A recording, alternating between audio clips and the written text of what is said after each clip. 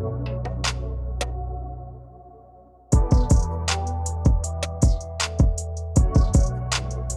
what's going on, guys? It's Logan. I'm here with my amazing co-host. It's your boy, Braden Noble. Yes, sir. Welcome to episode 16, I think, of Actors POV. Actors POV. We're here, baby. We're here. 16 weeks in. 16 weeks and doesn't feel real. It's kind of crazy. You know what I just actually thought of, dude, is What's that? One of these weeks coming up, probably at the end of May, we should do talk about the last segment or whatever. We need to do talk about the movies in the first half of the year. I don't want to rank them because I feel like maybe we should save that for the last. Maybe we should rank them. We can chat about it and be like, yo. Yeah, just a little bit. These movies fucking suck. Yeah, yeah, we gotta definitely chat it up, dude. I was just thinking about that. We gotta include that. So yeah, man. Yeah, I think that'd be fun. But Braden, how you doing though, man? Tell everybody watching how you're feeling, what life's doing. Got some auditions you're going. That's coming your way, bro. Got some stuff on the horizon when it comes to projects, my boy. How you feeling? Heck yeah, man. No, yeah, I've just been chilling. I've been super busy and I feel super bad. I've been super behind on some important stuff. But told myself this week we're getting back into it. We're really starting to crack down on the dark room. You know what I mean? We're still progressively making some money. So we're still doing good on that. If you haven't donated, still donate. If you can share, continue to share. We're doing great right now. Yeah, man, it's just gonna be a whole lot of that paperwork crap from here on out for me and Logan. You know what I mean? Just making the shots, sending out casting schedules, just all the bullshit. Yes, but sir. Besides that, you know what I mean? Got a few auditions coming up, random ones that just came out of nowhere, and I was like, you'll take it. In this market, you'll take it, baby. You'll take it. Let's do it. Yeah, exactly. That's what I'm talking about, bro. What about you, my man? How are you doing today? How was your Mother's Day? Mother's Day's going good. Happy Mother's Day, Yeah, everybody. man. Shout out to all the moms. We got some moms that watch this podcast, actually. So all the mothers out there, we love you. Moms. I think moms, they're some of the strongest people in the world. With all they have to go through, and I'm sure delivering a kid is not the easiest thing to do. Mm-hmm. I would say that's definitely a problem. I know I wouldn't be able to do it just a little bit, especially when its head was as big as mine.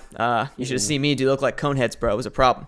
But yeah, dude. So big shout out to all the moms out there. It was a good one. Good today. I went to this Mexican restaurant in Orlando. Yeah. Called forgot the name, but it was pretty good. Had a good time with it. I took my mom and then my grandma. We went out there, man, and ate and got to talk with them a little bit. Had a fun time with that. I got a beautiful steak burrito, dude. It was banging. That's one thing I do miss from filming Sweet Magnolias, though. Everybody's like, yo, what do you miss from it, dude? What's one thing you miss the most? Dog. We talked about this, I think, on the podcast 2 weeks ago. Bro, Mezcalitos, tequila and bar. Woo. The steak quesadillas were the best quesadillas I've ever had in my life. Just the way that they made them. We became good friends with the owners and stuff because we would go there every week. And bro, it was some quesadilla, man. We're more like hurricane tortilla.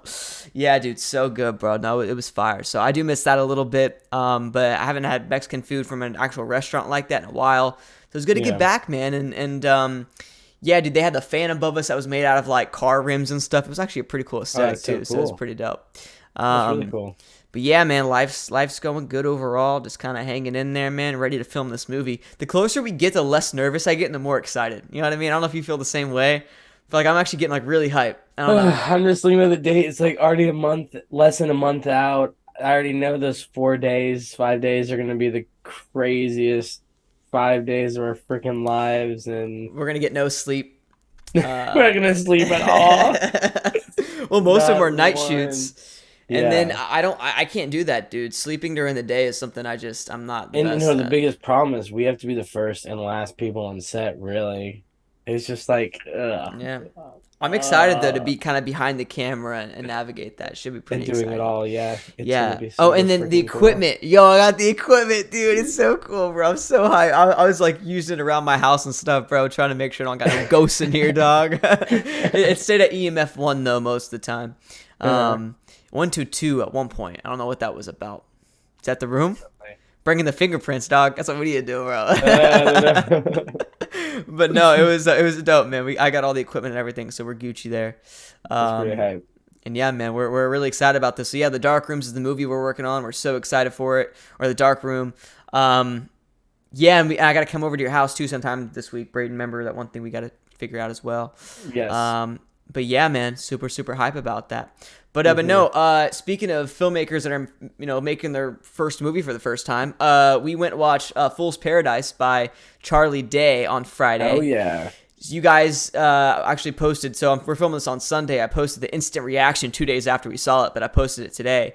And if you guys probably seen that, you know how we feel about it. If you haven't, strap in. It's an interesting one. Strap in. Yeah, man, this movie, bro.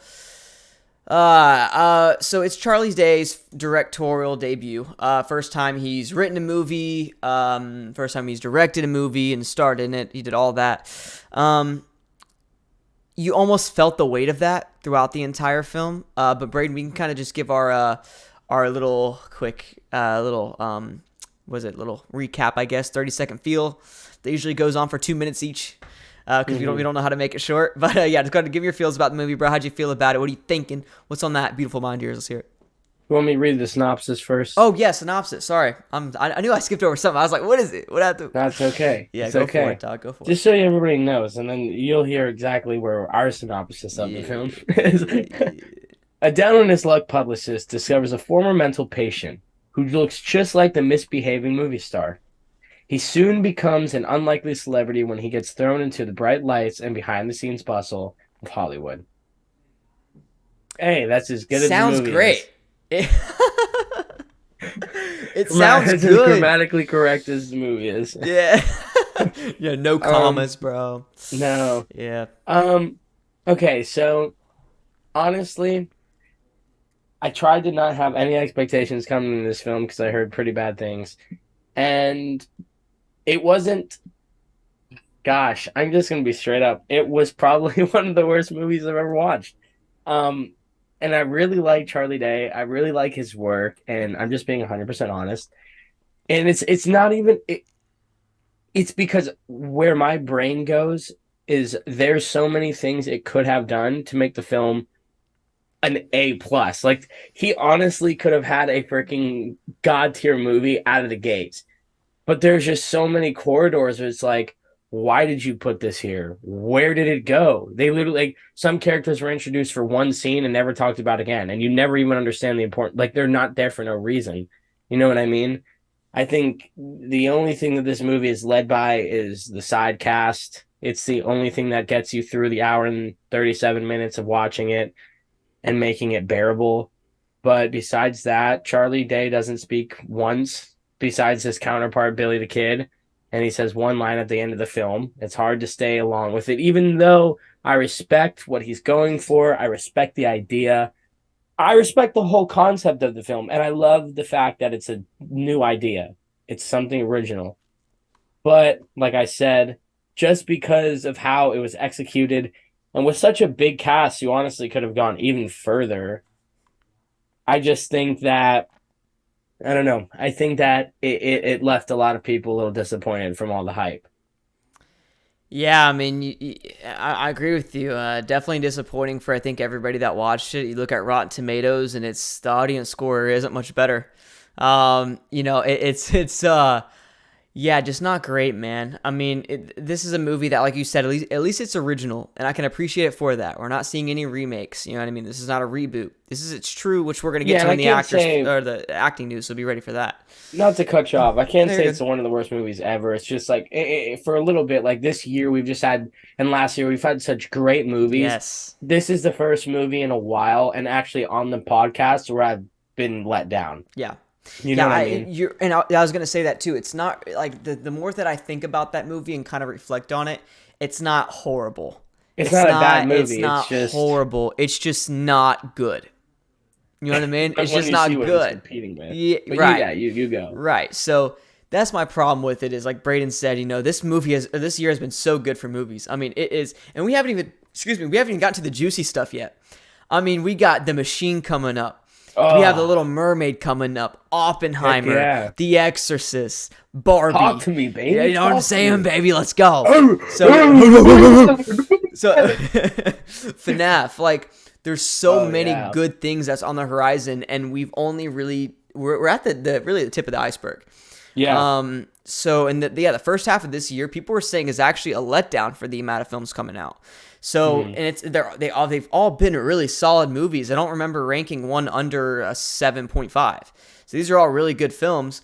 This one might be a little lower. But no, Just just a little overall, bit. let me actually get to the movie. This movie did have problems, a lot of them. There are some redeeming qualities in the visual aspect of things, in the potential.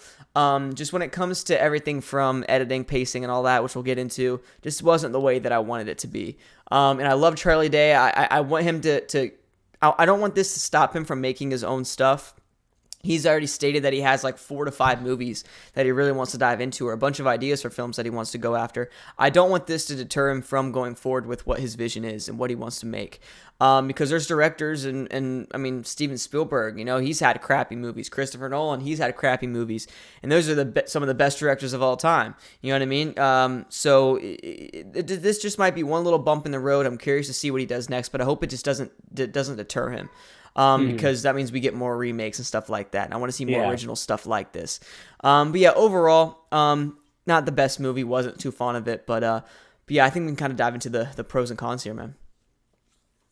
Let's do it. I think we should start with pros. Yes. Yes. Unfortunately, there is less pros than there is cons in this Yeah. film for me. You know I what's think what I interesting though? can Before you get started, I have more pros written down than cons, but the cons are so intricate to an so actual severe. film. Yeah. Like, yeah, well, go ahead though. I'm just gonna go for probably the big one. I don't know if you have this one. Already know what it probably is for me. It's the characters. I think the one giant redeemable quality about this entire movie is the cast. They picked a whole bunch of A-listers, and it's the type of role where I feel like it's like a Michael Keaton Batman. Like it's not Michael Keaton's fault that movie was bad. It was the writing. Like I'm not saying Charlie Day has bad writing, and it's like I'm saying like the story didn't serve the characters well, but for what they were given and their characters themselves, they played them perfectly, and they kept you decently entertained. And I really enjoyed Adrian Brody and Jason Sudeikis.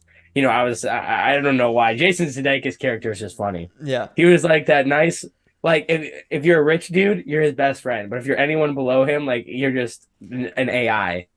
It was And hilarious. and It was I hilarious. know you're a big Adrian Brody guy too, so I know you were really Yes. excited to see him back on screen in a Yeah, different role yeah. too. It was like a totally different Completely role. different role. Yeah, Yeah. really fun to see Yeah. him in that. So I didn't have characters written down. I had cast written down because I didn't enjoy the characters, but I Yeah. enjoyed what the cast did with them, and thought they were Yeah. hilarious with it. I thought if you just got some random actors to play these characters, I don't think they would have been nearly as entertaining. I thought that the actors who did come in here did a really really good job with it. So Yeah. I will say that I did have cast written down, but not characters. But we pretty much said the same thing. Just Yeah. what they did with the content was really really solid. And like you said, they really made the movie what it was. I mean, without them, you Yeah. take that out, I don't know if I could have sat through it, to be honest. Yeah. I think we probably have the next, your big pro. I don't know. Uh, maybe not. I don't know.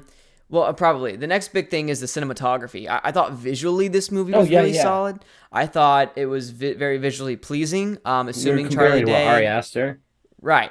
Well, yeah. I mean, Ari Aster, I think is the best of the best. At Yeah, it. absolutely. I mean, this is nowhere near that, but it was something that kind of popped out at me. Since there wasn't a lot Hmm. that popped out at me that was good in this movie, this was one thing that did. I remember sitting there watching. I was like, you know what? I think I had moved to Braden a little bit, and I was like, hey, I actually really like that shot. That's solid. I like this a little bit too. And so there was some really good shots. I thought the shot selection was solid, and the way that they let some of the scenes play out, and when there was even when Charlie Day wasn't saying anything, Yeah. you could feel the emotion in some of these scenes that I thought was actually kind of well done. And I think a lot of that had to do with the shot selection and how they allowed the scene to kind of play out a little bit. Hmm. So yeah, just visually pleasing, and I like some of the shot selection and what they kind of did with that. And then Yeah, my next big pro is the funny moments. I thought there were some good moments in it. I laughed a There little were some bit pretty for good sure. moments, yeah. Once again, a lot of that has to do with just the cast. The cast is what made it wasn't necessarily the writing. I would say most of the cast just absolutely killed it. Uh, And I think they made it what it was. And some of the comedy that really jumped out at me and what really made this movie so much fun to watch, in my opinion, so unique was the industry stuff that they put in it.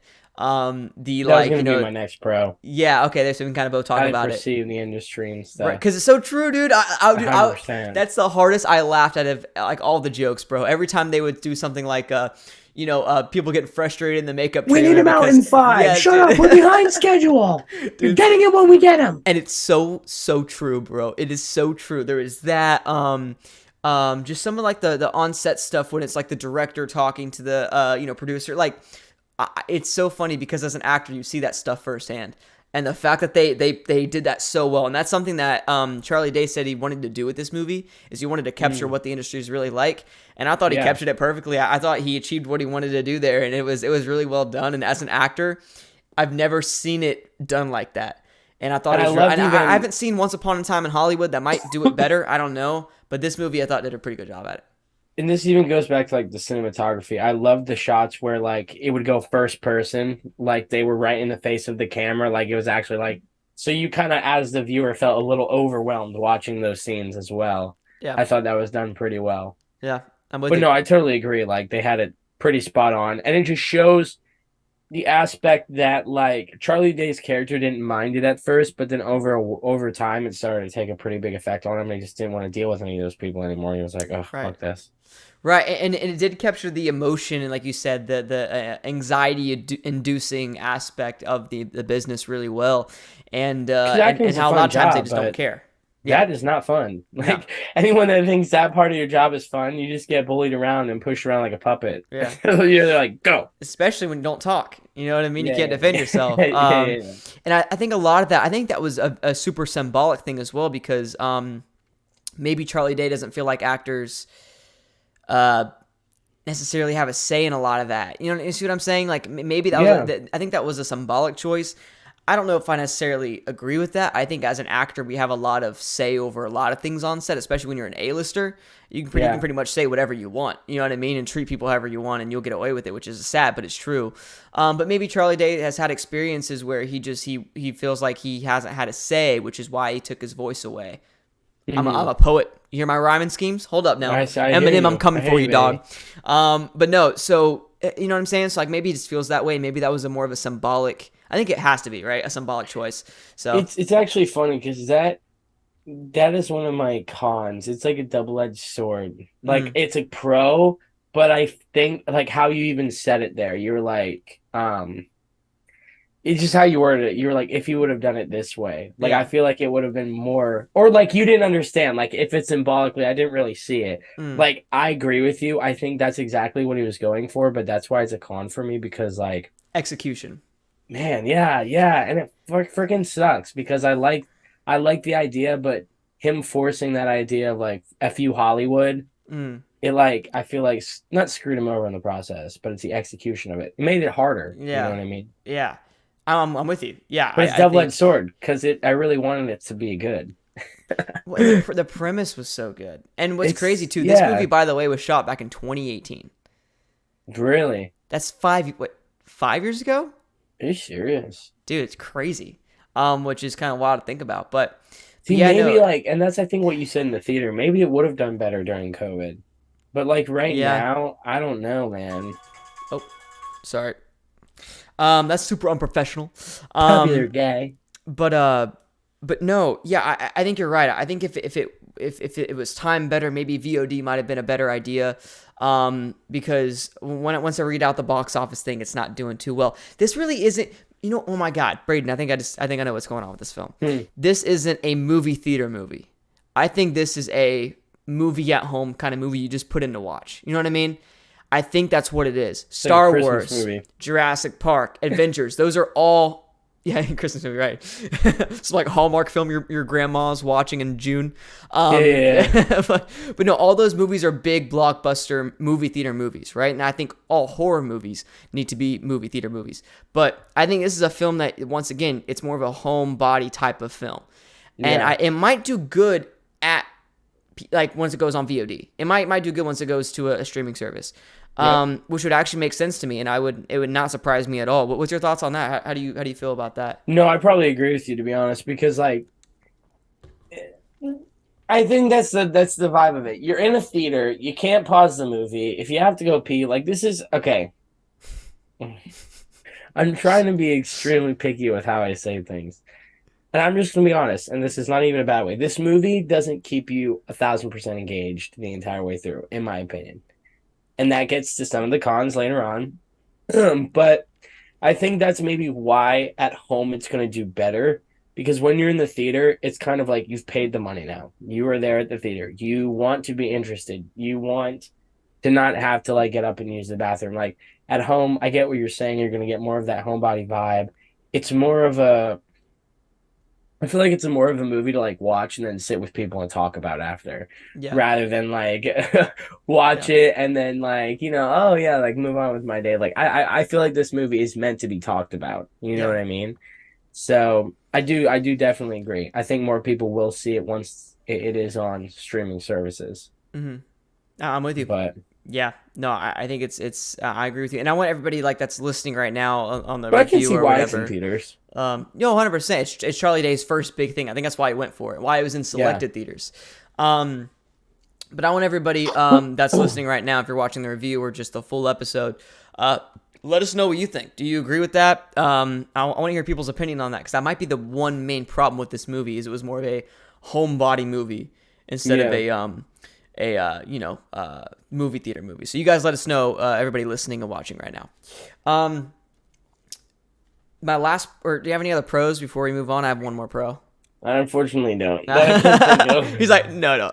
Yeah, not that I can think of. My last pro is a cool premise. We kind of already talked about this. I think it was a Oh really cool yeah. premise, dude. I thought the story itself had a lot of potential there, and it just didn't play out. And like Braden said too, coming out of the theater as well, he said this might have been a movie that was really good on paper, and maybe it just didn't translate well.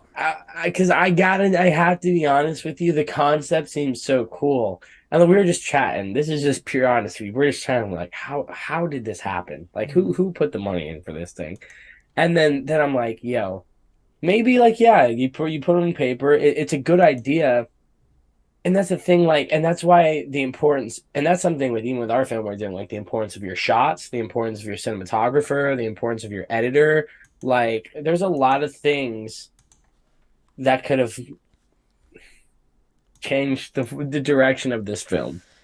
Yeah, so many things, which is what we're definitely going to get to once we get to the cons. I've actually Yeah.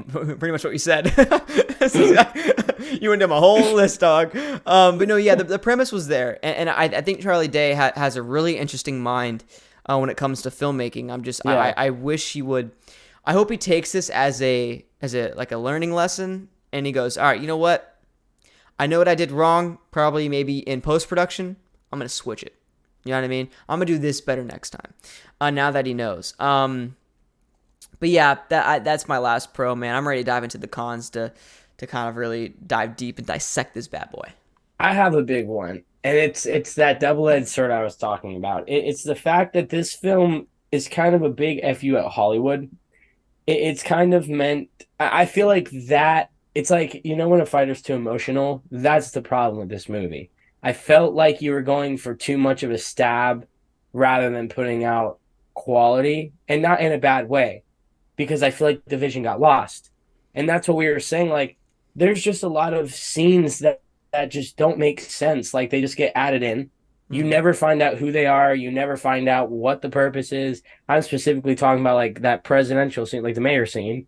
Like, the only thing I can assume is that it's a guy running against the mayor that was like, "Yo, join this," and Led they're nowhere. like nowhere. They bring him out of nowhere. Then I even said it like the beginning. They give him no background when they're in this room.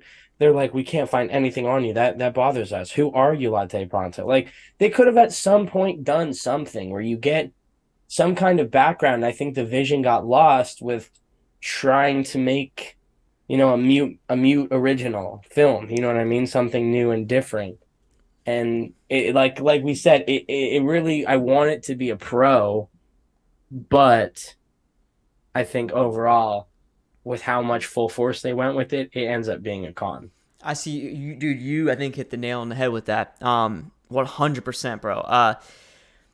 Like you said, it's like they have this idea of, yo, what if we do this, and then like everything, all the subplots, all the stuff in between the beginning and the end just kind of gets lost. It feels like, you know what I mean? And I agree with you 100%. And because you even said it, they're pretty interesting. Right. Some of those subplots were really interesting. Yes, and it might not even been the editing. That might just even be writing, because, like you said, there's so many points where it's like we want to hear more about that, but then we just go back to him walking down the street, not saying a word. Bag of oranges. You know what I mean? Yeah, that's what I'm saying, dude. So it's like you could have done more with his backstory, with what's going on with him. You said that there was an event that made him that way, and they mentioned that in the movie. Why not go into that more? We want to hear it, or anything like that. But then once again, then you have the my point though is you have all these other plots that they just don't dive into more.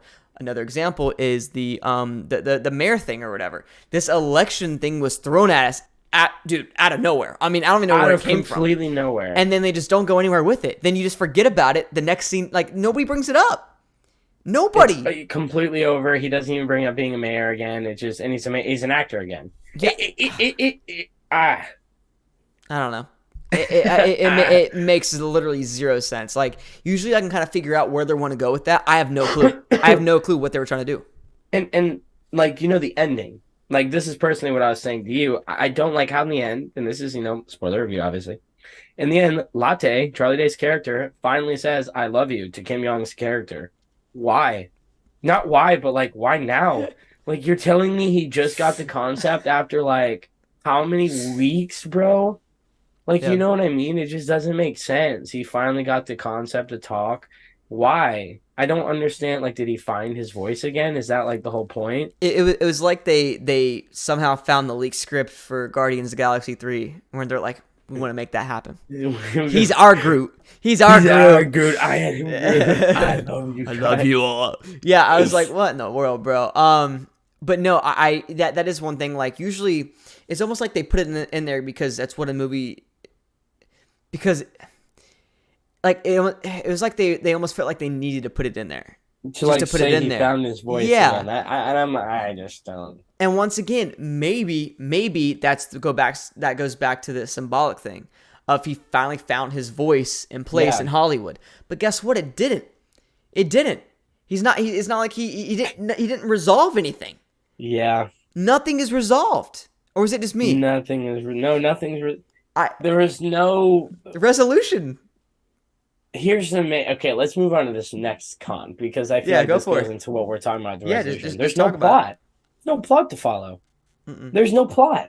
He gets picked up out of nowhere, out of a mental hospital. You have nothing on his background. They ship him downstairs, and then he just gets picked up and he's thrown in. But what is the point? It's like, what is the point? From beginning to end, nothing changes. Nothing changes. Nothing at all. They're not only they had a. I don't understand. I can't even speak. I almost feel like there's more character development with Kim Jong's character than the main guy. Charlie Day's, yeah. Kim Jong, kind of his character. What's his name? I don't remember. But Lenny. I think it was Lenny. Yeah. So Lenny became less of a dick. That was more of a character arc than Charlie Day's character. He started being so like selfish and stuff. Right. Started actually caring for this guy. So that was more of a resolution than anything revolving around Charlie Day's character and Latte. I mean, that was the movie almost. So my question is, if you did that on purpose, why not focus on Lenny more? 100%. And Lenny should have been the main character. I totally agree with that, because that's where the film feels like. It feels like they give the important backstory to Lenny, but they don't follow him. Yeah. So What?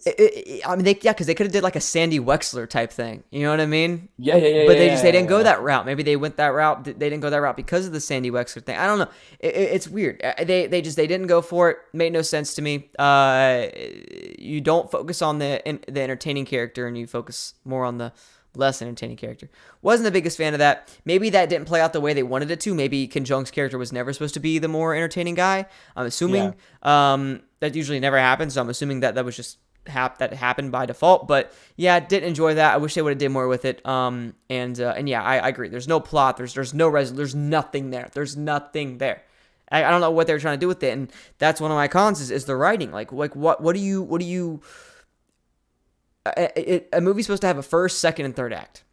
Yeah. This movie doesn't have that. It's almost like they just wrote, you know? And you know what it is, Logan? It's like it feels like there is a first, second, and third act, but there's no chum. Like they have it's like a skeletal. I keep I keep thinking of like a roller coaster right now. Like they have like the pipes built out, but there's no track at all. Like you see where they're trying to go, but you couldn't even try to get on the track. Yeah. Like because I feel like the second act is where he kind of starts being the rebel and getting in all the fights and stuff. And the third act is him like starting to hate Hollywood, Lenny dying, coming back. But even like you say, like it doesn't feel like a first, second, and third act because of what we said earlier, the plot. It's just nothing to follow. You can't. There is no rising action, falling action. It's just like he gets thrown in it. He has a shitty life, and then he just wants out. And he doesn't even really want out. He doesn't know how to communicate. He wants out. He's just there. You can just tell he's miserable. He It's just like holds his oranges and gets his this is grapes. my I don't thing. know. He wasn't even like smacking people and trying. Like he finally like last minute tried to run away. Bro, Like that's you're what I'm just letting it saying, dude. happen. That's what I'm saying. Like, communicate another way. He just went with his life. Like, how messed up is this guy? And also, that'd be super unrealistic to let a guy that mentally messed up leave a mental facility like that. You know what I'm saying? That's Like, what I'm maybe saying. sorry, it's a satire comedy. Maybe I'm thinking too deep into it. But I'm just saying, if this was realistic in any way, he would be hitting people in the head, trying to get their attention.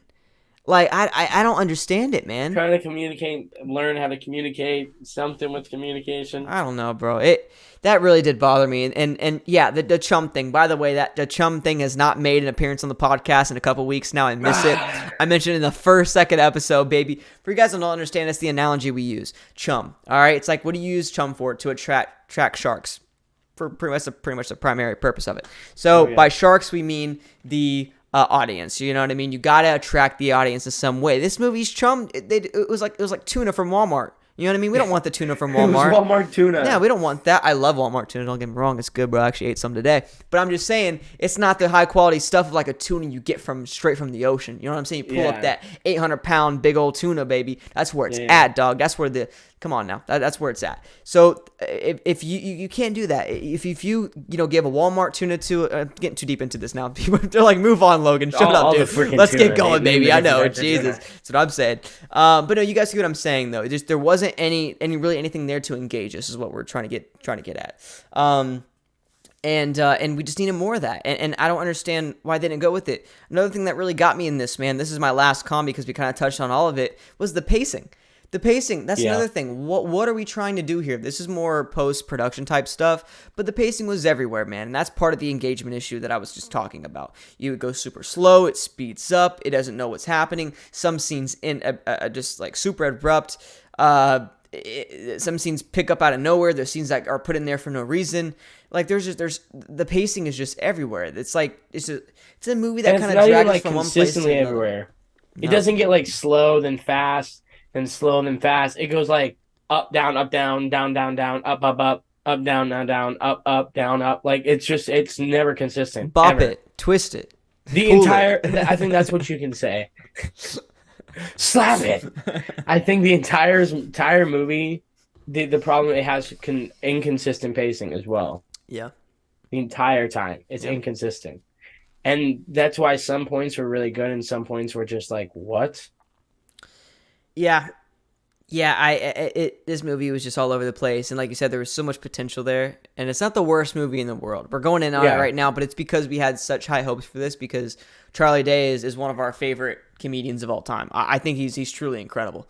I love Charlie Day. But this just wasn't it, man. I only have one more con as well. Go for it. And I'm we, done. we we definitely talked about it. I just want to like finalize it as a Yeah, big thing. It goes a lot with what we just said with the pacing, but it's the editing. There's just shots like you even were saying it like you're going for like the wide shot. You're not supposed to like make these super chunky shots that just seem blocky and not. They didn't seem smooth. You know what I mean? Like they kind of just seem pieced together rather than like transitional. sure. Um, with how they edited it and where they put certain clips of the film and like added certain things. Like I bet you there's certain things that didn't make the film that probably would have made this more understandable for us as a viewer. You know what I mean? Yeah. I don't know.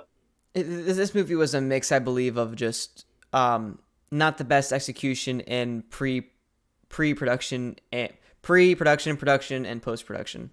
I Yeah. think all those different three stages of production were kind of all over the place. But I mean, maybe that's the reason it took 5 years for it to come out. Maybe there's something going on there we don't know about. I feel like a movie just doesn't get filmed in 2018 and not get released for 5 years. Yeah. There's something right. going on. I don't know if he was trying to find a distributor or what was up, but there's something definitely there. So might find out more info about it later. But yeah, I want to talk about the box office while we're here, by the way, in the review.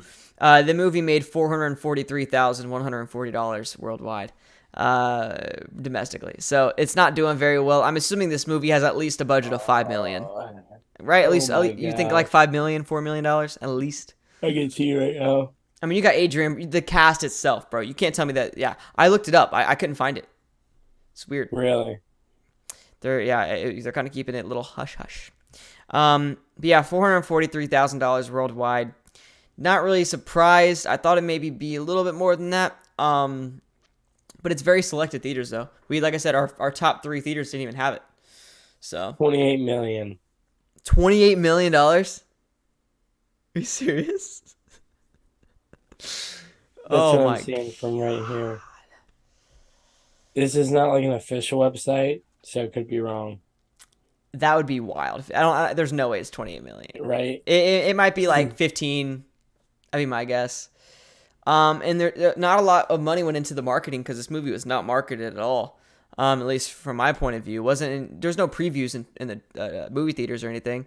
No, never. So I just saw it online and we're like Charlie Day, They're let's just get it. like the Mario was their marketing. They're like he was just in that. Everybody's gonna want to go see it now. That's probably what it was. They're waiting for Luigi to come out. Yeah. But no, yeah, that's gonna be it for that. Let's do our ranking, or not ranking, but rating of it on a scale of 1 to 10. Did you go last time, or did I go last time first? I think you did actually. Yeah. Okay, then you go first. It's your turn, baby. Let's hear it. 1. It's a 1. I'm actually super curious. Oh gosh. Okay. So 1 out of 10. I can't do this. Probably like shoot. Like a freaking You got to think this movie. Okay, you got to rank this movie based off of the satire comedy it's trying to be. So you got to rank this on the same scale that you'd rate like a Grown Ups on, like an Adam Sandler movie. yeah. You know what I mean? Not Don't say like that. Interstellar. You know what I mean, or anything like that. Don't say that to me. All right, I'm gonna give it a 5.3. I'm gonna give it a 5.3. I was thinking maybe a little lower, but it'll be nice and give it a 5.3. I think that's deserved. Maybe I need to go back and watch it again. Yeah, maybe. I'm gonna go with a 5.2. So we were right there with each other. Okay. We're getting super specific over here. 5.2 and a half, baby. Yeah, it's like you said. I know what this movie was going for, and I think I didn't walk out, and I thought it was a semi-entertaining film, and mainly for the comedy alone. That's what kind of kept me there, and that's why I give it a 5.2. This movie at least knew what it was. I do respect that. You know what I mean? It wasn't trying to be something it wasn't. It knew what it was. Had some funny cast members in it that really carried it, and it's not the worst movie in the world, and you can definitely watch it in one sitting, I would say. Just probably not a movie theater movie. Yeah. So those are my thoughts on it. So there you go, 5.2, 5.3.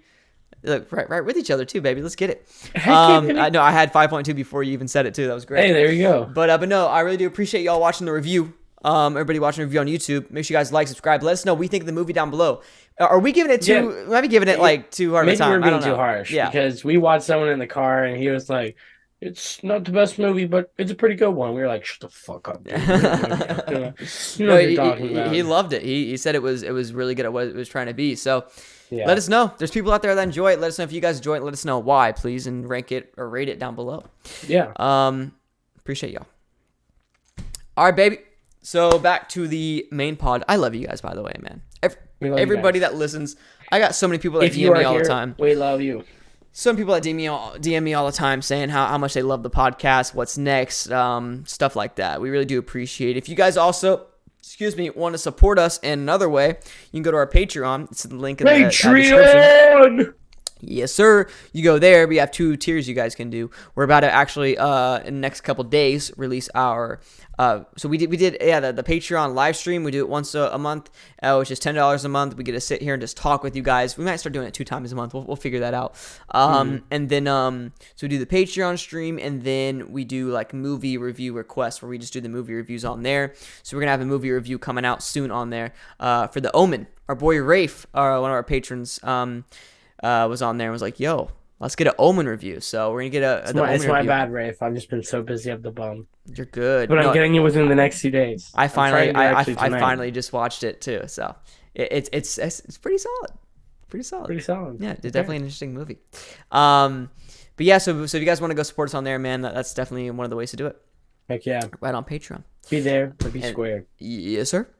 So box office, man. We already talked about Fool's Paradise, which I can't believe is at $443,000. That's astonishing. Yeah. It's astonishing. I love Charlie Day, and I really feel bad. And I guess like that really makes me feel good inside because I don't feel like I'm being a hypocrite or like you know what I mean. I'm not being too judgmental. Like the world agrees. Yeah. I mean, you go to like I said, you go to the Rotten Tomatoes, and it's not pretty. It's not pretty. Not the best. No. Then the other box office we have is Guardians 3, dude. I guess that it's gonna be what I said, like 800 million, I think. Yo, this movie. Yeah, you said 850. I said 800. This movie's already popping off, dude. It is domestically right now. So it opened 2 weeks ago at $118.4 million domestically. It's now at $213.2 million domestically. This movie made another $100 million its second weekend, which is unreal.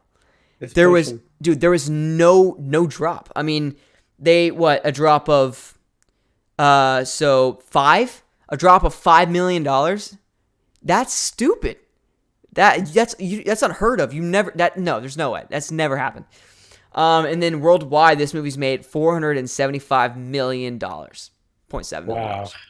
So it's on $500 million. It's passing 800 million 100%. I mean, 2 weeks, you're already at $500 million. That's unreal. That is unreal, dude. It might get up there to 9. I don't understand why. Yeah, and people are loving it, man. And the memes and TikToks full of people Bro, maybe petting that's raccoons. Another thing. Like, we just went from like, oh my god, my whole thing just fell. We just went from Guardians to this film, and it was just like, bruh. Yeah, I think like we were talking about, I think that's what hurt us is the fact that we've been enjoying the movies this year so much, and then we get to this one and it's like it's mid, you know. Yeah. But yeah, dude, Guardians 3 killing it. Like I said, man, it's like you see people like petting raccoons on TikTok and like getting pet raccoons from like Pet Supermarket. So it's pretty cool. Pretty cool stuff. I don't think they sell them there, but you know what I mean. They just pick them up in the wild. But yeah, it's pretty much all the box office stuff we got going on. I mean, we could have probably did some other ones, but they're probably all fallen by now. There's nothing really important to talk about there. Yeah. Older stuff. Yeah, man. Acting news. We love me some acting news. Let's get it. Tom Hiddleston and Mark Hamill are starring in new Stephen King adaptation, The Life of Chuck. Do you know that book? I don't. I'm gonna look it up. I want to see what this is because that cast is incredible. I mean, dude, that's unreal. Mark Hamill and Tom Hiddleston. The Life of Chuck it is 3 separate stories linked to tell the biography of Charles Krantz in reverse, beginning with his death. Krantz. Ooh, in reverse, beginning with his death from a brain tumor at 39 and ending with his childhood in a supposedly haunted house. That's interesting. You know what's cool about it though is Mike Flanagan is directing. You know who that is?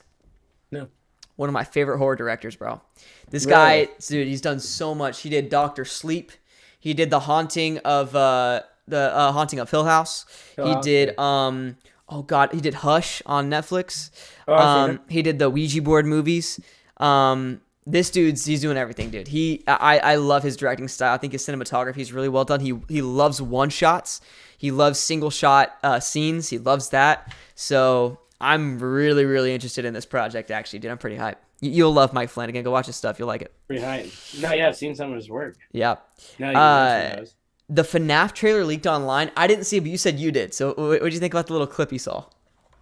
It wasn't fully like a crazy trailer, but you definitely saw the one not what's his name? Chica, Freddy. No, like the 2 guys. Oh, we Not got Shaggy.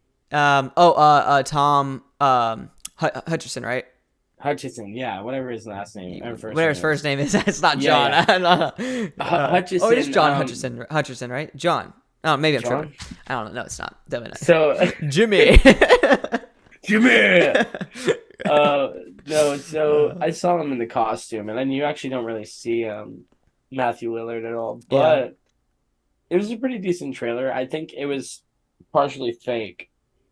Not like partially fake, but I think they added some stuff to whatever the clip was to make like a concept trailer. You know what I mean? That's what people were saying. They said it felt like a fan made trailer. So I don't know how to take that. If that's but it definitely was good like him in his costume. So that's hype. Yeah, that's cool. I'm ready for it, bro. That's like probably my 3rd most anticipated movie this year. Or 4th. Yeah, no, me too. It's up there. I have like every FNAF game on my phone still. Oh, for real? Yeah. What a Jeep, bro. When I did, I had a YouTube channel back in 2015, 2016. Little gaming, baby. And which I still have my videos on there, but I made them all private so you guys can't find them. Haha. And my first ever video was FNAF. The second one. And I sat in my bathroom to get away from my little siblings so there was no noise, and I played it in the bathroom. You're funny. Yeah, because they kept going into my bedroom. So great stuff there. Play freaking FNAF. Yeah, man. The Arnold documentary coming out, man, of Arnold's life, which is going to be interesting. Yo, he looks, bro, I mentioned this. You can't tell me that's not Chris Pratt, bro. And the fact that he's married to Arnold's daughter, right? Yeah. Crazy, bro. Just like Chris Pratt. Crazy. I'm not like a huge Arnold fan. I know all the bodybuilders are going to love this stuff, but yeah, he's good, but I don't know if I'm going to watch it. I mean, it's cool, I guess. Yeah, I don't know if I'll watch it either. Now I'm excited about this. Melissa Barrera stars with Nicholas Hoult in The One. Yeah. So Melissa Barrera is the girl from the Scream movies, the new ones. And she started her story is really cool. She actually starred and grew up in in the acting industry and was in a bunch of Mexican soap operas. And she eventually kind of made her way over to America, and Scream is what really kind of brought her, to the forefront in Hollywood. And now you got this, so I'm really excited for her. And Nicholas Hoult is obviously incredible, Mr. Renfield. He's a dog. And it's a really interesting plot. I'm gonna try to do my best to kind of say it right, but like they said, like it's like this dating game show, kind of like The Bachelor or something. But it says it goes horribly wrong.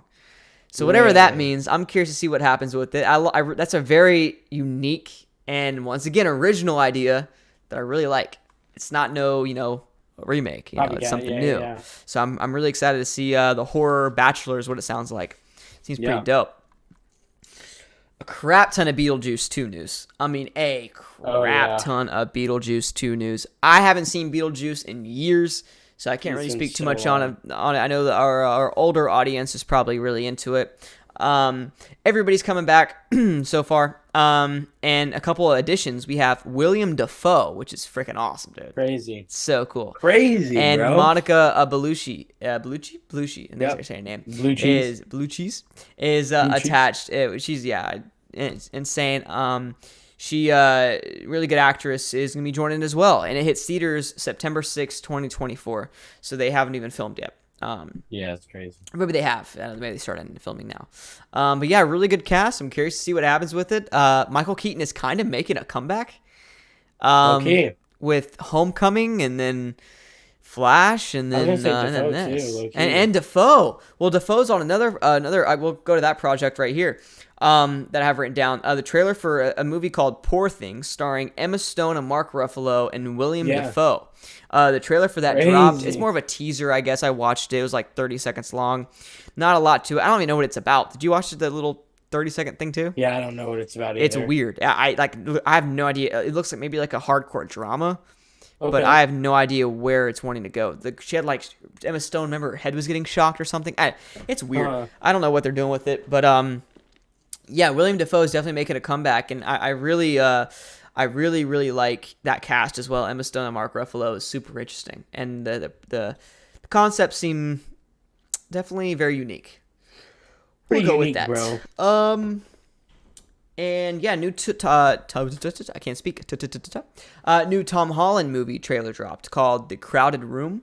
He's kind of doing his thing now on Apple TV. He's done a lot on Apple TV, and he's kind of doing another one here with The Crowded Room. I watched a little bit of it. Seemed really interesting. Really excited for Tom Holland. This is like a long hair Tom Holland. My boy got the whole flow going. Yeah, He ain't yeah. playing around, baby.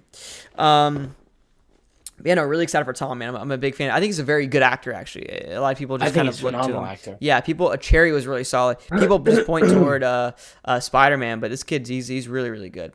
I mean, that's what dating Zendaya will do to you, man. Pedro Pascal will star in New Line Cinema's new movie called Weapons, directed by Zach Kreger. So that's an incredible director. And yeah, Pedro Pascal, once again, bro, we talked about this last week, finally getting movies. Finally getting movies. We're going to see this boy on the big screen soon. I'm hyped. Love Pedro. Who doesn't? And yeah, New Line Cinema knows how to make some good movies, and it's called Weapons. I have no idea what it's about. I'm assuming weapons. So yeah, no, really excited about that for Pedro, man. And then, yeah, Fast X is getting a third part. Why? Stop making more. Oh. Just end it. Yo, I don't know. It was originally going to be just Fast X. And then they're like, you know what? We'll do a second part. Maybe we have some more story we want to do. Yeah. They just announced they're doing a third. What franchise is 3 parts, homie? For an ending.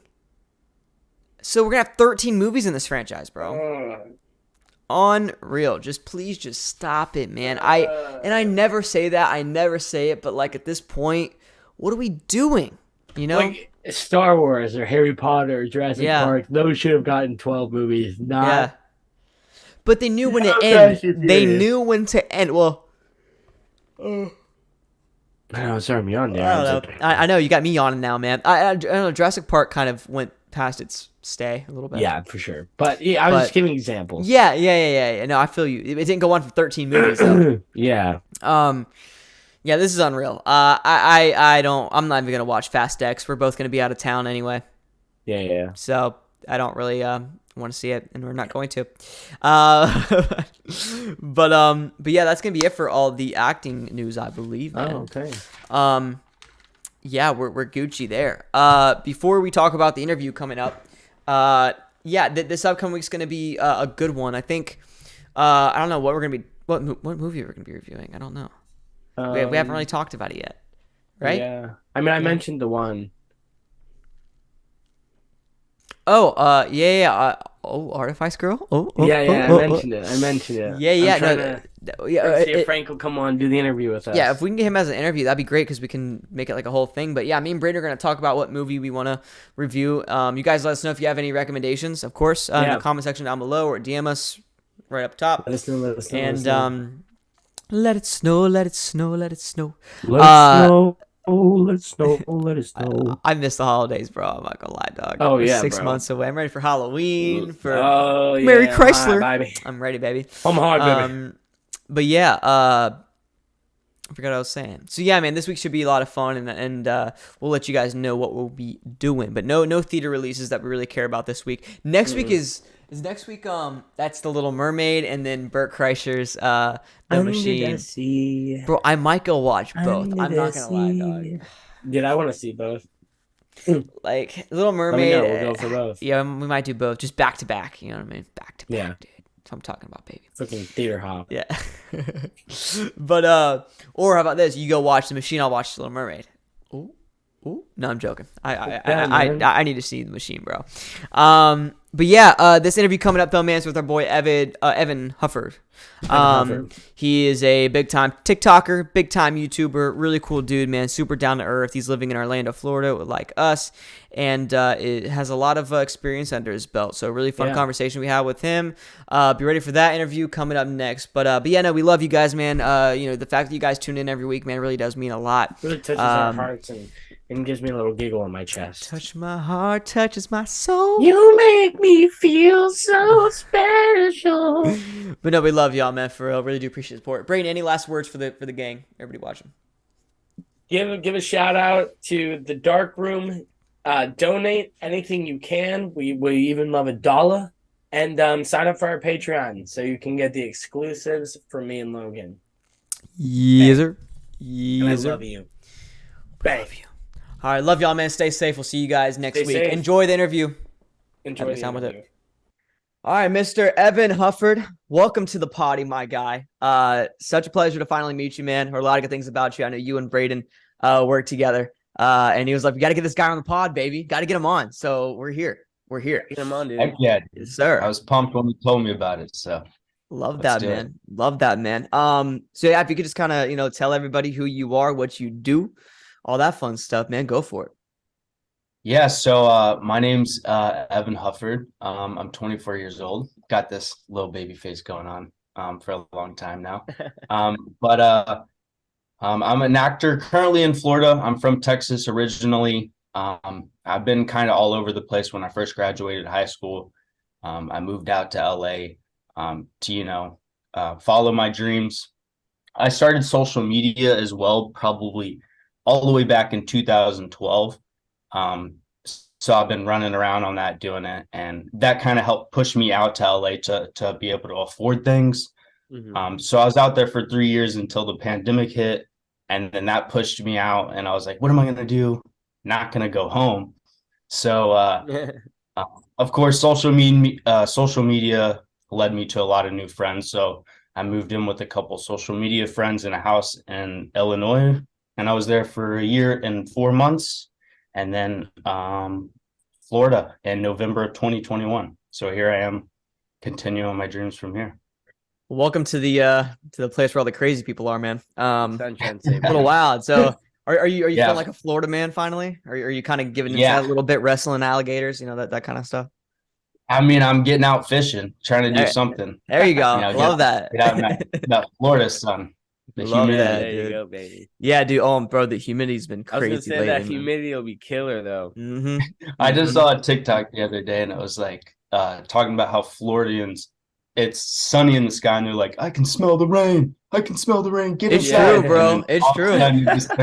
It starts pouring. No, that's what's weird, dude. It'll be sunny out, and then a freaking hurricane will hit. You know what I mean? Like it's crazy, dude. I mean, I remember a story when I was younger, dude. I was in like 3rd grade, and we were outside jumping on the trampoline. We had animals and stuff, like some steers, and my dad was like, "Hey, we have it looked like one little dude. It was such a small cloud, yeah, and it was like a little maybe a rain cloud, maybe not. You know what I mean? It was just not even fully gray. It was like kind of like a off white."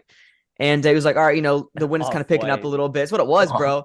And he's like, "Hey, you want to the off white cloud is deadly, bro. Trust me." He's like, "Yo, go let the steers into the pen or whatever." I did, or let them out of the pen. So I went and did that, and dude, by the time I was back to the main gate back to the house, we had, I think it was a was it called a EF2 or F2 tornado? right outside of my house, bro. Oh, wow. I mean, it happened, bro, in the span of maybe 2 minutes. I'm not even joking. Like, it was wild, bro. And then our trampoline ended up like 4 houses over. Like, dude, dog, this Florida weather, you never know, bro. That was a 95-degree day. Running from the barn like, bro. I felt like I was in Twister, dog. It was crazy. Yeah. It was wild. But no, I'm glad you're enjoying it, man. Welcome to Florida. Sorry about I-4 and the Turnpike, but I'm sure you're used to it by now. that one's rough. Yeah. The trip to Tampa. Oh, that's never fun. No, that sucks, dude. It's always added like 40 minutes for some reason. Oh, what's worse is car insurance in Florida. Oh, yeah, yeah. bro. Because of that. Dude, everything in Florida, price-wise, is just shooting up. Oh, yeah, it's shooting I mean, everybody's moving here. You know what I mean? They all want a little bit of that humidity, don't they? Yeah. That Florida weather, baby. That Florida weather. But no, that's really cool, bro. Now since we're on the topic of kind of like moving from place to place, I want to kind of ask about that, dude. I mean, you've been to LA, you said Illinois, Chicago, around that area, and then now you're in Florida, man. How is that kind of going from place to place? I mean, you seem like you said you were in LA for what, like 3 years, you said, and then in Chicago for a year. So how does that? I don't know. What's the experience been like for you? What's the differences? You know, do you like that? Do you not like it? Do you want to settle down? What's your kind of feelings on that? I mean, I like sit here and I think about it and I'm like, wow, like I really have been all over the place. Like, what am I doing? What have I done? What's going on? But as I look back on it, like LA was great, for 3 years. I did a whole bunch of, background work there. I was doing short films. But when the pandemic kicked me out and led me to Illinois, I wound up there and really didn't enjoy it. I wasn't enjoying things.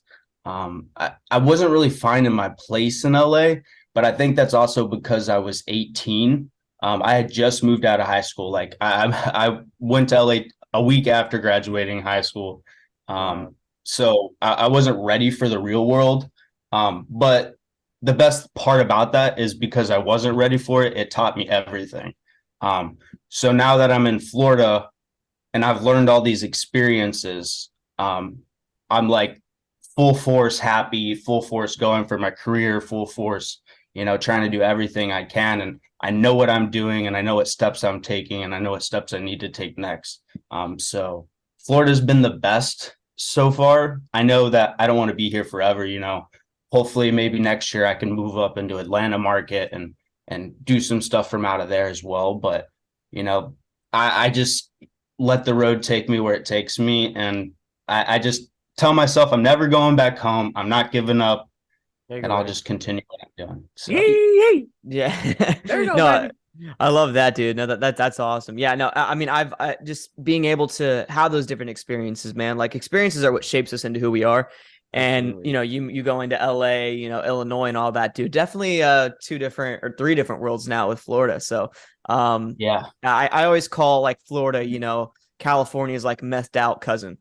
It's what it pretty much is. Yeah. You know what I mean? We have the beaches, we got the theme parks like that, but we got the crazy people as well. But no, that's so cool, dude. I love that you I love that you you're going all over the place, man. Because I could tell it's not only growing you as an actor, but it's growing you as a person too. You know what I mean? With all these different interactions and all these different cultures. So that's incredible, man. Yeah, 100%. I had one other question that was gonna be a follow up, and I just totally forgot. My mind's blanking. Yeah. Dang, Braden, do you want to take over? Yeah, I gotta go. Go for it. You were already talking about it. I remember when I first met you on set, we were talking about a lot of your background work and the stuff you did in LA. And I want to ask, how is it different now being here in Florida after all of these years of being in the industry? Is it harder now that you're trying to adapt to being that leading man? Do you think it was more useful of you to have done that background work in LA, like that experience carries over? Like, how do you feel about all that? 100%. I think I thought I had what it took when I went. And right now I'm like, there's absolutely no way like I would have gotten in anything. You know what I mean? Because I just I just didn't know. Like, and I came from theater. I had a theater background, but like, obviously that doesn't matter. I was going into film. I was making a transition that I didn't know anything about. I went on my own, and I did what I did, and I learned the experience that I did, and that definitely taught me so much about the industry. I got led into a fake agency that I worked with for a year who was trying to make their own show. So I filmed every weekend for them for a whole entire We year talked for about free. this. And a couple actors had left but got fired, and so they were like, "We're gonna have to restart." And I was like, "No." That was after a whole No. year. And no. So I parted my ways, and that just taught me, a lot. Because when I first got it, it was like the biggest dream thing ever to me. But those are things that I needed to happen to like learn, like Yeah. those serious things that made me emotional, like, because getting into that and then realizing that it wasn't anything, and not wanting to tell people like that about them, and just kind Yeah. of bottling it up and keeping it within myself, like, crap, dude, I'm screwed. I'm stuck with these people. I'm done. What am I going to do? And so I was still with them just before I left LA. So that was also a great way to get me to leave. But I was like, they're not doing anything for me. So, it's not going to hurt to ask to leave. And then they did give me a big deal spill about it. But, all things are well. And I wish all those people the best, but it just wasn't right, obviously. So Yeah. I moved on. But yeah, definitely learned from all the experiences there. I think social media as well has played a big part, because of the acting content that I produce has Yeah. led me to, you know, expand and just see all these different characters and things I can do on my own with my phone or my camera. So Well, and that's another question I had, man. When you did get started, obviously you said you had a theater background, but what was your kind of process in getting into film and TV? You said you started with the videos. Was what platform was it on? Like YouTube? yeah, so I mean, basically I started live streaming on you now. Um I did that for quite a while. I think I got up to about 50,000 followers. That was like 2012, 2013. I mean, Yeah. years ago. Um, I met some friends. We tried to start a YouTube collab group. Completely went wrong. Like, one of the guys like tried to hack our own YouTube and stuff. So that just fell apart literally after 2 weeks. But one of those guys became one of my like best friends. I was actually in his wedding a couple years ago. That's awesome. And he what did he, what did Alec do? Yeah. Wait, what was I just saying? This is my brain just spanned out. No, you went to his wedding. You became his best friend, one of your boys. Oh yeah, Alex. So the YouTube collab group that we went from started musically. This was way before it was TikTok, and I didn't know anything about it. Yeah. But he's like, dude, you should get on this app. Like, I've got like 5,000 followers in like 2 days, and I'm like, okay, like I'll hop on. So me and him start doing this, and I amassed to like 36,000, I think it was, when I got crowned, is what they called it in the Musically days. And he had already been crowned and got his followers, but after my so many days, and I got my crown, and I had 36,000 followers. I was like, is this what I want to do? Do I want to continue to make videos? And I was like, yes. So I mean, what's it been? I started musically in 2015 of September. Now it's 2023, however many years that is. But Crazy. yeah, I've been making Almost eight. videos Almost almost eight. every single day. I've missed, a day or two, maybe like five in between, but I really haven't like ever missed like a week or anything more than that in posting videos. So it's it's given me a lot of experience, and Well, it's really cool. and while we're on the topic of you of like so you're on TikTok as well, right? Yeah. Okay. Do you want to go ahead and drop that for everybody listening to go check it out? Oh, for sure. Yeah. My username is at Evan Hufferd. Yes, EvanHufferd.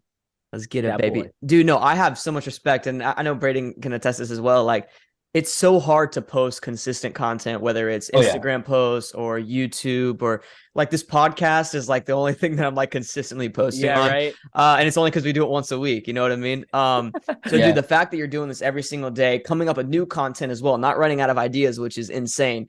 I have so much respect. Now, what is your process for that? Like how are you finding new content? Do you write everything out like a month prior, or like how are you going about it? I mean, there's a lot of ways. Throughout the years, the algorithm has changed Hmm. so many times. So Mhm. there's, I used to be able to click other people's content or other people's pages and like click through their following on TikTok. There's something like that you can't do anymore. You can't see through their likes. You can't see through their followers. It's very private. So the best way to go about things now is, I mean, anytime I'm on TikTok scrolling through videos, I get distracted a lot. We all do. And we're just Mhm. scrolling. But I'm trying to keep in my brain, and usually I'm on TikTok to look for audios, to find audios. I'm going through other people's related content like mine, and going through recent videos. I'll go through acting hashtags. I'll look up, acting edits. Oh yeah. Sometimes there's like, those the fangirls make some really cool edits, and a lot of times it'll have a little voice acting in there as well to do with it. So I'm always on the clock 24/7, thinking about what am I going to film next.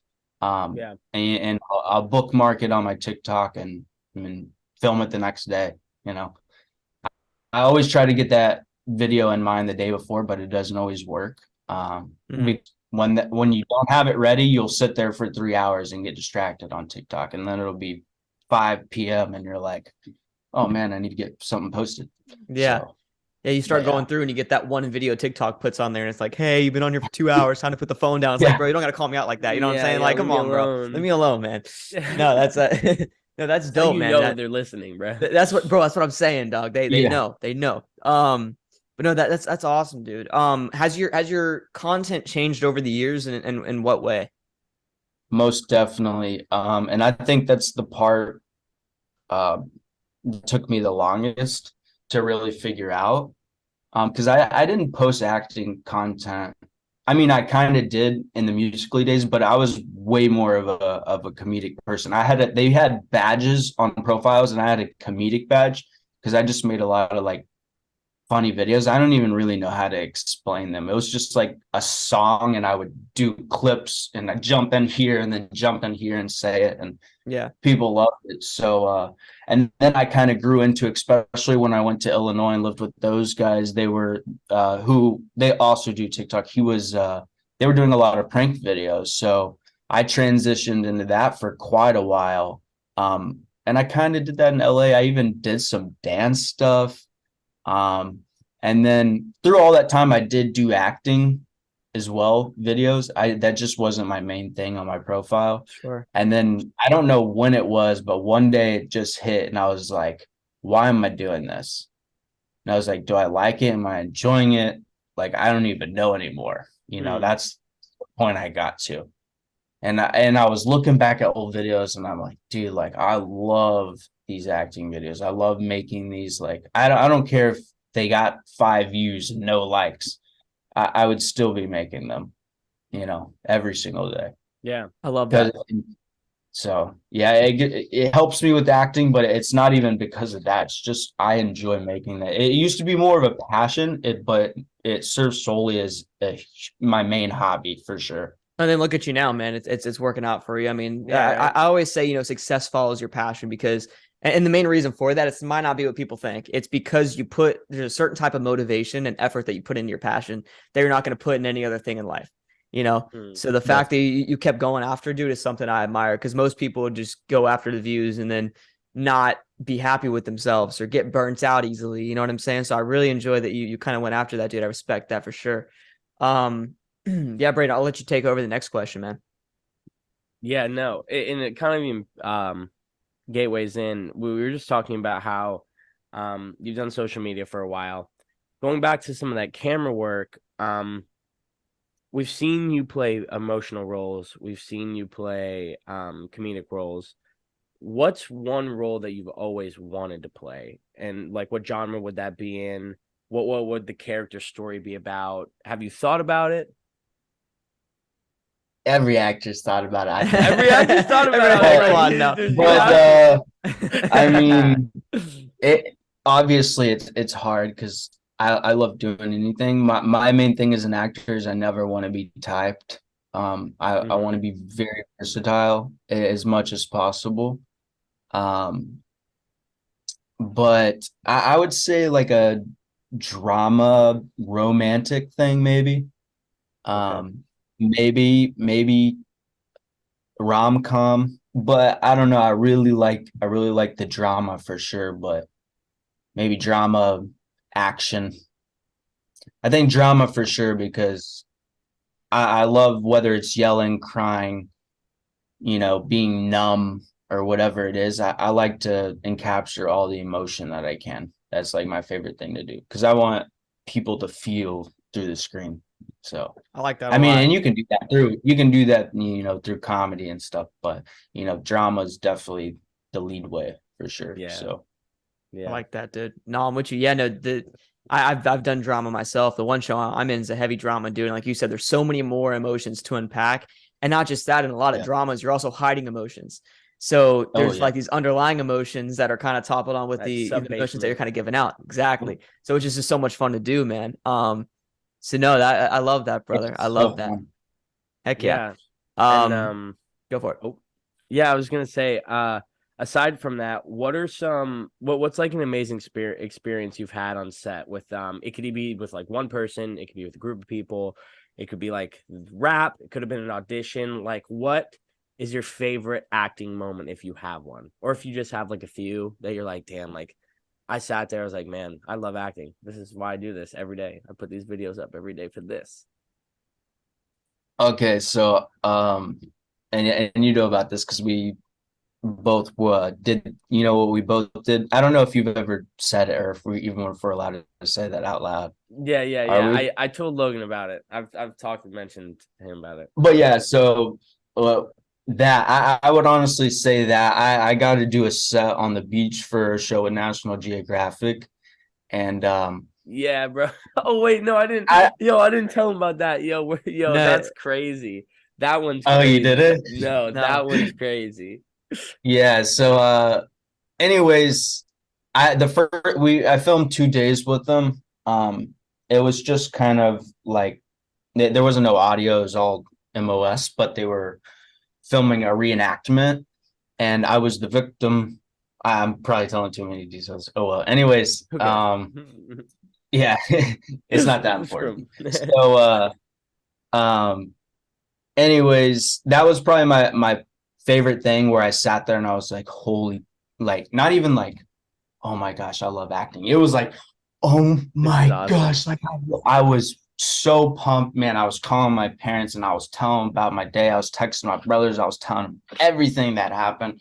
And I'm like, oh my goodness, like I'm obsessed. Like I don't just love this, I'm obsessed with this, man. Because I was out there the first day we filmed in the pool, and then the second day we got to film at the beach, and I got to film Mine in was the ocean. backwards.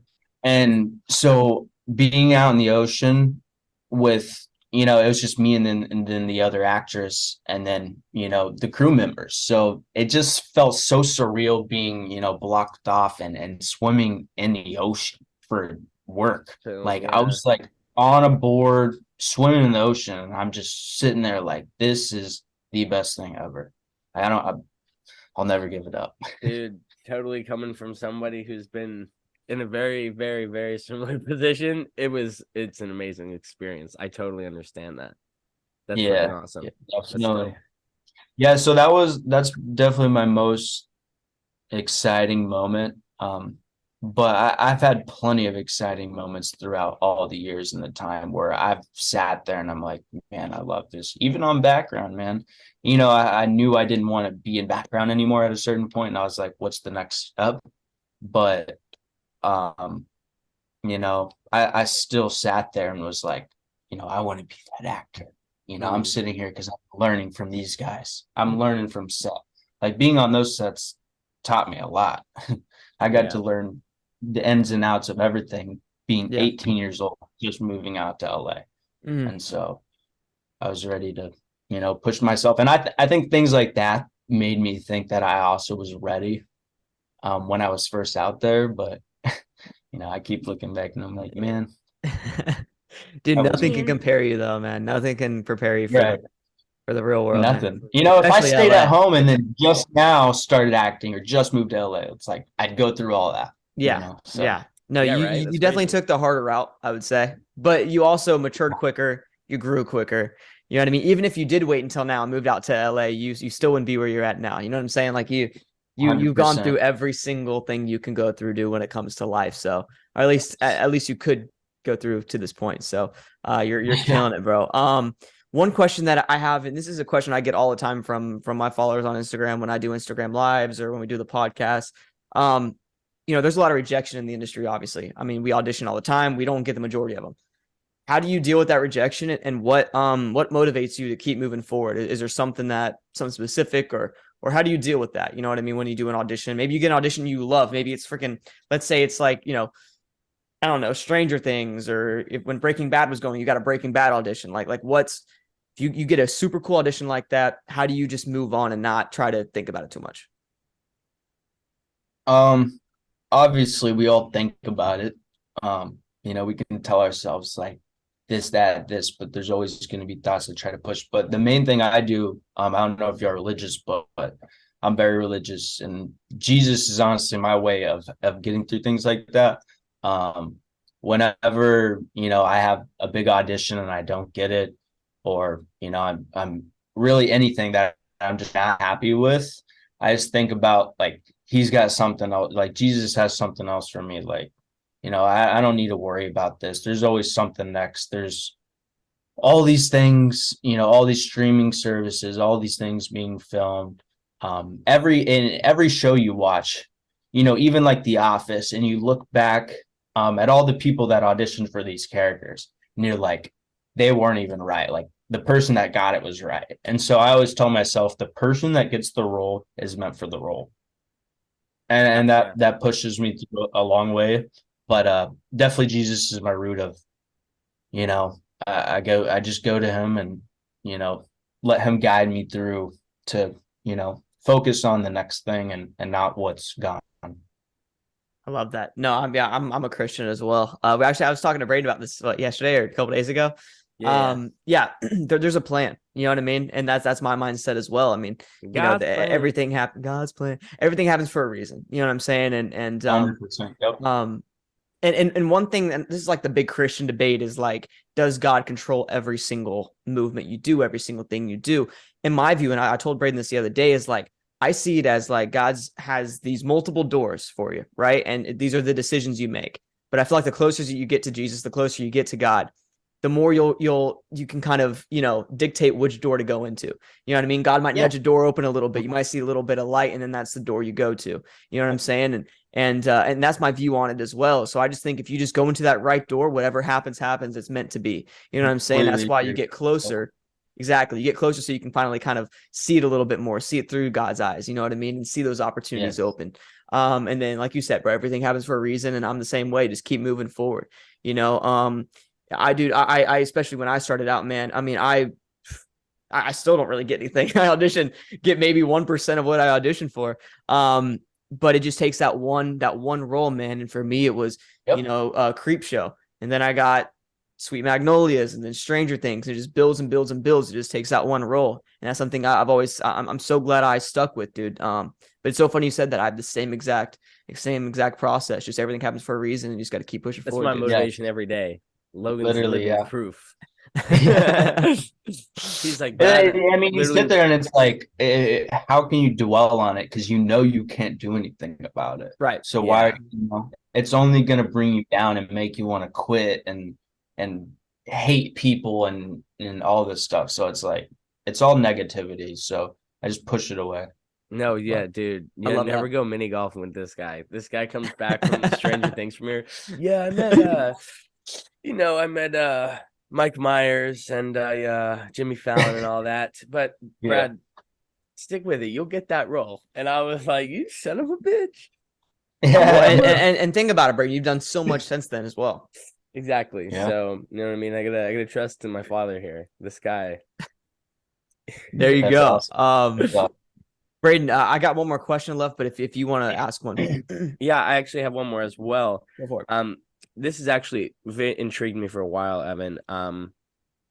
Obviously, as actors, we work out our bodies and we go to the gym with some trainers. And I've seen you've worked with Doug Rittenhouse and Jen Jerikis. I don't want to say it wrong.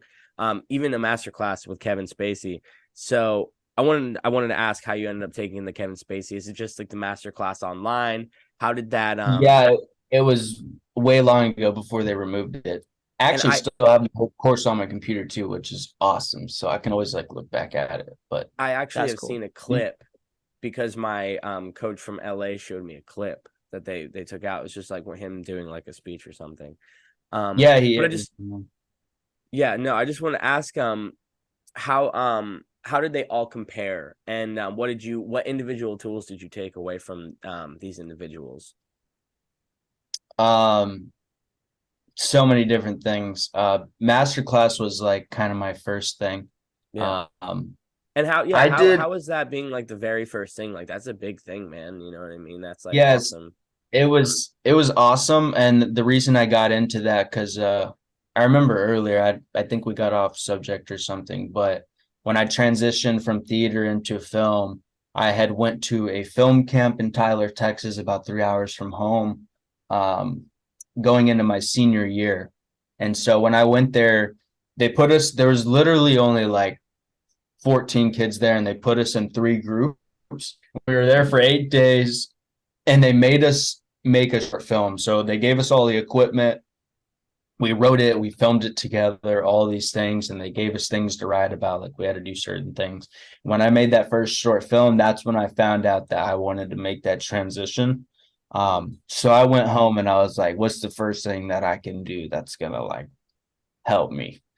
And I was seeing these masterclass ads all the time. And I think, obviously I probably didn't learn a lot from it, but I definitely learned enough, and I got to kind of see how a professional worked and how he worked with other people it's that knowledge of it all, you know what I mean? Yeah. Yeah, I mean, he'd like give them monologues and stuff to like prepare, and then they do it, and he'd be like, all right, do this part this way, and he's like, go again, and then they would do it. So that was just really cool to see. And then so the CCM was the camp I went to for the short film thing that we made. Yes. So that was really cool. That I learned so much from, because I got to use cameras. I got to act in front of the camera. And this is what you said, what got you into TV and film. Yeah. So I was introduced to not just acting, but the film industry. And I think that's what serves my passion so much for just the industry. And I'm not just like, I love acting. I'm an actor. It's like, no, I love film, man. Like I love directing. I love producing. I love writing, whatever it is. And I think that was 100% because of that, because you might go to film camps. I don't know what they would teach you, but I honestly didn't know what I expected. And it was the best thing ever to go to. And I remember that was like for that weekend, my dad was like going to Chicago for like his birthday, and they were going to go watch the Cubs game. And 2 of my brothers went with them, and I was like, I want to go to film camp. So I missed out on that. But my dad paid for me to go, and I went, and I never regretted it. And they were totally fine with me going there. Like, this is gonna, make him see what he wants to do. And I was like, so. Dude, it's sick, man. Supportive parents are the best, man. I mean, like, dude, I wouldn't be here without them, dude. They sacrifice so much. So I love hearing those stories about parents that are always supporting their kids and letting them follow their dreams, because there are a lot out there that just don't care, Yeah, definitely. And want their kids to go to college and get a degree and, whatever they want, you go back to the family reunions and like, what college do you go to? Yeah, about that. But no, dude, that's really cool to hear. I'm glad they were there with you, man. That's always so refreshing, bro. And then obviously I know you said earlier, I want to touch on this. Is the thing I was want to talk about when we first started that, just kind of kind of lost, and it kind of goes into this question. I know you said you want to go to Atlanta, man, and that's gonna be your next move. I agree with that 100%. I think Atlanta is where it's really gonna be at. I mean, dude, I know you know this already, but Atlanta, man, it's becoming something big. I mean, you got Disney out there, you got Marvel out there. It is Netflix. I mean, it's really moving out there. Everything's filming there. So no, I think that's gonna be a great move for you, dude. I love it. What I love about Atlanta is you have the city, but you have the small town feel, and all the little Yeah. towns around it, which is what I love, bro. I was telling Braden about that. Like, if I was to move from Florida, Atlanta would be the place is where I'm gonna go, because you can get away from the city, but still be like 20 minutes from the city. So if you need to go into the city, you can Yeah, go. exactly. And everything's kind of right there. So it's perfect, except for Highway 20, which definitely sucks. But no, Yeah, I've been through it. dude, it's Not scary. fun. No, it's Yeah. definitely, it's like claustrophobic. Like Florida, it's more open. Yeah. We got crazy drivers, but it's more open. Atlanta, everybody's like, the lanes are like, I don't know, man, It's half of the size of the lanes here. So it's like so Yeah. claustrophobic. I hate it, bro. But no, that kind of goes into my last question, bro, which is like, what are your goals moving forward in the industry? I mean, what are your plans? What are your aspirations when it comes to everything regarding acting, regarding your TikTok? What are you thinking moving forward, brother? Continuing everything I'm doing, and doing better at what I'm doing. I don't want to stay in the same spot but yeah, I I don't even know what's next, man. I'm just kind of always by the book and always just pushing for what's next. I don't know what's next, but it always comes to the table pretty fast. I'm doing a lot of short films right now. Um, like you said, I want to move to Atlanta next year. I'm hoping, really hoping, like I want to live here, but I want to live there as well, because I'd live here and then I'd just drive to Atlanta when I need to be. But I just don't know how it's all going to work out. So we'll see how the tables play. But um, yeah, I mean, my biggest dream in life is to uh be like I don't know necessarily maybe a producer or a director or what you want to qualify it, but like I know this sounds crazy, but this is a legit dream of mine. Whenever I turn like 40, 50, like I really want to open up my own production company like Warner Brothers, and I want to build studios, set lots, and I want to build apartment complexes and like little like house street sets and stuff on a big piece of land, with a whole bunch of other people and investors and filmmakers and producers, directors as well. But like that's like my biggest dream, and that's not necessarily what's next, but that's the biggest goal. And with acting, my biggest goal is to make art that's lovable but beyond my years. Sean Thompson said it best. He's a director and friend I worked with out here in Orlando.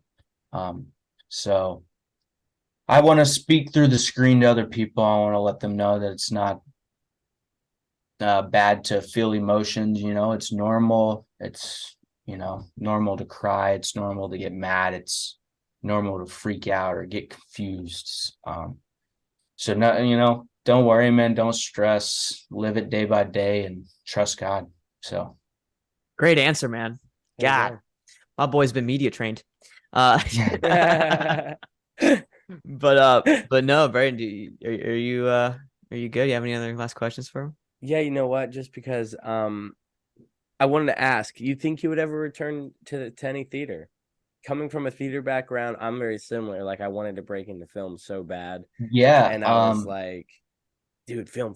But like, and I've gotten people who have been like, come be in my play. But the problem is like, I'm trying to break out of that. You know what I mean? It's not like I don't ever not want to go back, but I'm trying to establish myself over here first. So I just wanted to see where you felt. Yeah, 100%. I think if it was coming at me now, I'd be in the same shoes. Like I'm trying to break out of it. I mean, I'm not trying to break out of it, but I'm saying as if like Establish right now, yourself over here. it's time to like focus on what we're actually trying to do. And then maybe in 10 years, I could go do a Broadway play. You know what I mean? Yeah. That would be like a dream. So the theater's never out of the book ever for me either. It's always on the table, just the right opportunity. Yeah, well, I thought so. I was like, that's what I was thinking too. I just needed to make sure. I wanted to see. I was like, where's Yeah, everything? yeah. Well, No, good. theater's awesome. I love it. We'll I love have theater. to we'll have I to love get watching theater. we'll be on Broadway one day, and we'll have to get Logan to come be in a stage play with us. I've never done theater before, so it'd be brand new. It'd be brand new for me. Dude, it'd be Brand new for awesome. me. That's a We'll little make a little scary, skit. you know. Yeah, Yeah. something. But no, I mean, dude, this was such a fun time, bro. Hopping on here and chatting with you. You gave some great answers, man. You're very well spoken. Really good stuff. You can kind of plug in your Instagram, TikTok for everybody listening right now, and then we'll be good, man. Well, yeah, all my social media handles are at Evan Hufford, EvanHufferd. That's Instagram, TikTok, YouTube Shorts, really. And yeah, those are my main three. All right, So, sounds there you good. go. Well, Evan, really appreciate it, man. Thanks for hopping on the pod. Yes, Heck appreciate And, both of you guys. Yeah, we'll definitely bring you on again, man. Whenever something For sure, yeah. whenever you make it big, it's gonna happen. And yeah, I was talking Gonna to happen, my Travis. boy. And We'll all hang three out. of We'll us, hang out. all three of us. Yeah, let's do some, bro. Let's go to the casino cruise. I'm ready. Casino cruise, baby. I was telling Logan about it. Yeah, we'll make it happen, baby. Make it happen. All right, you guys take it easy. Thanks for bringing me on. Y'all have a good one, man. All Have right. a great Appreciate it, day, brother. brother. See y'all soon. See Later. you, man.